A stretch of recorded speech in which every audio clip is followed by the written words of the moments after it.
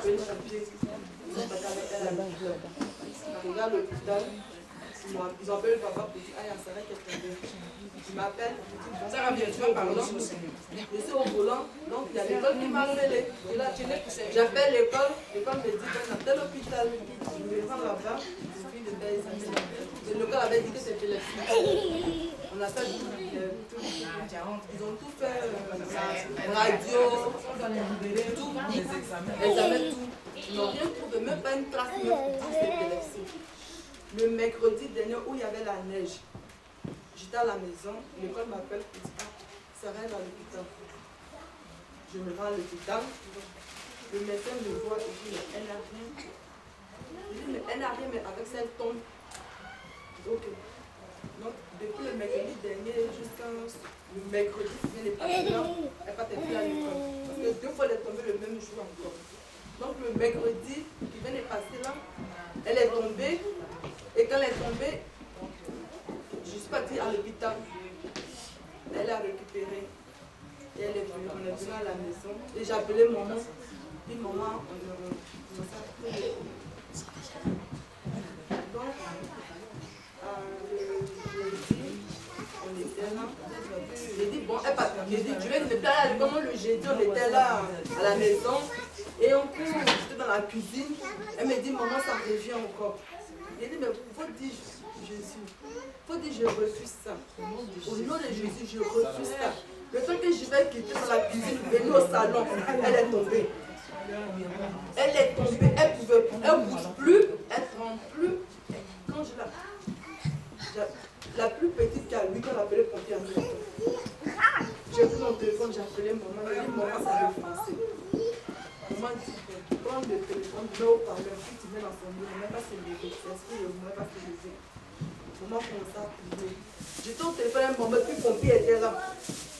Le pompier parle avec moi, maman parle. Jusqu'à le pompier dit, bon, on vous amène à l'hôpital encore. Il a dit, mais elle n'a rien. Je voulais pas. Elle a dit non, qu'elle ne va pas à l'hôpital. Maman dit non. Comme on peut venir à la maison, allez-y, il ne faut pas ils vont dire oui. Puis la mère a dit, on va à l'hôpital. On est allé, ils ont fait la même chose encore, ils n'ont rien trouvé. J'ai dit, ok, on est venu. Hier, avant-hier nuit, elle n'a pas dormi. Elle m'a réveillée. Ça l'a pris dans le sommeil. Donc hier, elle était couchée dans le canapé. Vers 16h, 17h, au moins elle avait venu chez moi. J'ai appelé pour dire, ah, je ne serai pas là possible, je ne peux pas la laisser seule à la maison. Donc, elle était couchée dans le canapé, elle était fatiguée. Et je vois, elle a fait son bras comme ça. Elle a dit, hein, elle est fatiguée encore. Je prends le bras, je fais comme ça, elle fait ça. Je la lève, elle ne peut pas bouger. J'ai appelé maman, elle dit, maman, ça l'a pris dans le sommeil encore. Maman dit, mets dans son oreille. J'appelle le papa, il dit, ah, tu es où? Qu'est-ce que ça l'a pris encore? Il dit, bon, j'arrive. Le papa qui vient, il va se danser la route. Il va se danser la route. Au moment où le papa est venu, maman avait déjà prié, et puis elle s'est réveillée. Donc cette nuit, je n'ai même pas pu dormir. Maman m'a dit, si tu as les morceaux chrétiens, tu mets. Donc cette nuit-là, j'ai mis le, je me suis dit, j'ai pris un madame et j'ai mis dans ma chambre. Et je me suis couché à côté d'elle. Et dit aujourd'hui là, tu n'as pas d'autorité ici. Et tu es dans le nom de Dieu. Donc je me suis couché à côté. Puis j'ai pris mon portable, comme il y avait les messieurs qui allaient passer. Et j'ai commencé à prier.